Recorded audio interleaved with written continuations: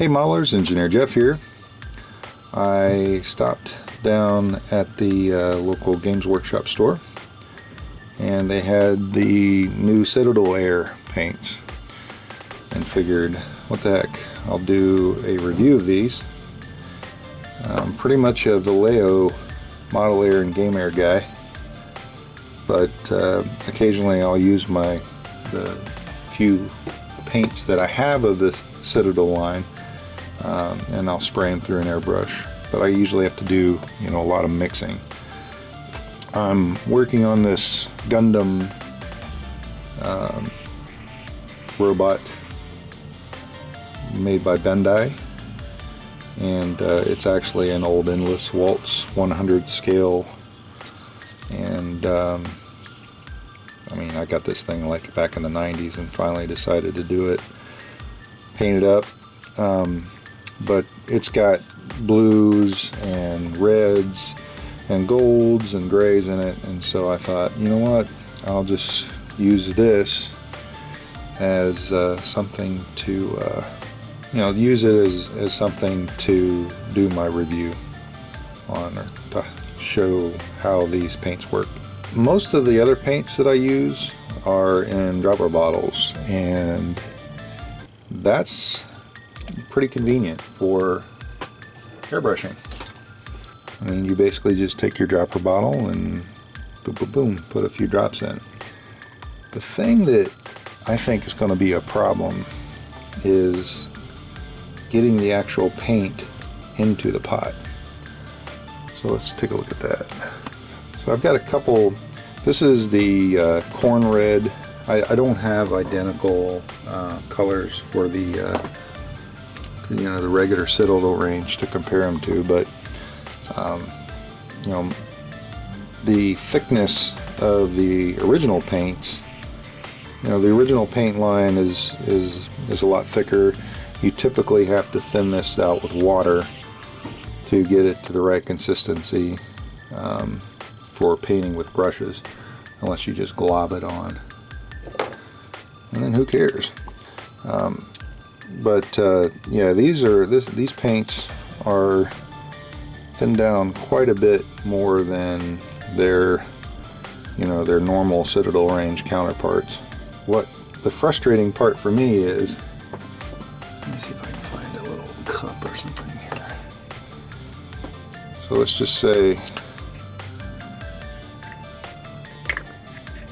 that's your paint cup. There's very little control.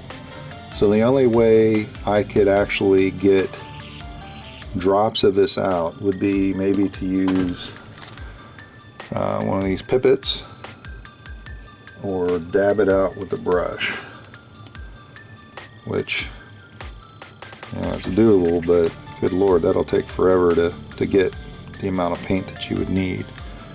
So if the Citadel Air is thin to the consistency that you need it for airbrushing, like all your airbrush paints say they are, then I should be able to push this through this Badger 105, my Patriot, at 15 to 20 psi with no real issues. So let's go ahead and fire that compressor up.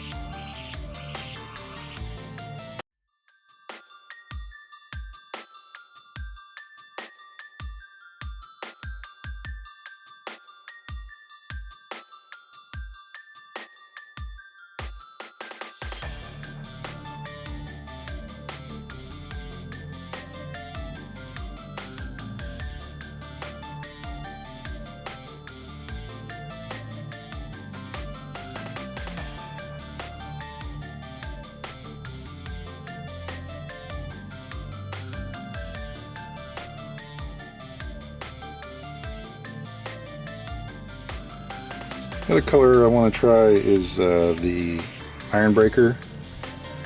After a good shake, I guess, and so far what I've seen is the way to do this is get yourself a fairly decent sized brush.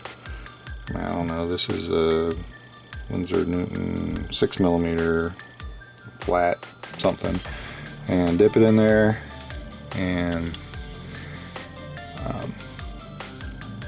put it in the cup. You're getting a drop or two per brush load on that. Depending on what you're painting, you know, that may be all you need. Pouring it out of this container, not going to work. I mean, you're going to waste paint. You're going to get too much paint in the bottle. You're going to pour paint all over the place. What might have helped, and GW, if you're actually listening or paying attention to these reviews, is maybe had some kind of no drip type thing right here, so that you could actually pour this out and get a little more precise distribution of the paint. Right now, you just you know, I'm going to have to rely on the brush to get the right amount of paint into the pot. And if you got to put a lot, I mean, maybe that's when you pour it in, but you know, your mileage may vary.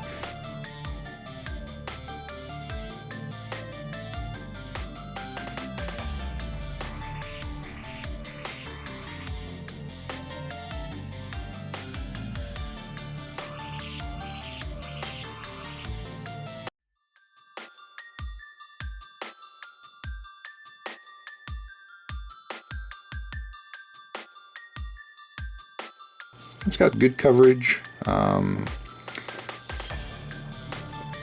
You know, it's basically Citadel paint thinned down to the consistency for airbrush.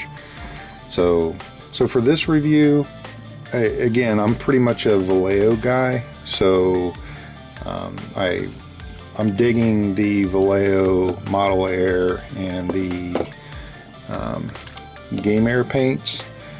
I'm also using the MIG paints. If you've already got airbrush paints, save your money. The paints themselves, good coverage right out of the bottle. I'm painting it 15 to 20 psi, and just doing general base coating. It will definitely speed up your painting, but you can get similar results from anything within the Vallejo Game Air line. This is nice. These are nice in the aspect of if you're following someone's painting guide and they only use the GW and you're wanting to break into airbrushing but haven't done much in the way of, you know, learning to thin your paints, because that in itself is an art. I mean, especially the way paint varies from line to line to line. And just in knowing your airbrush and how it's going to spray, the different consistencies and different paint types. These would be good for that if you wanted to just make sure you're matching up exact color lines with GW.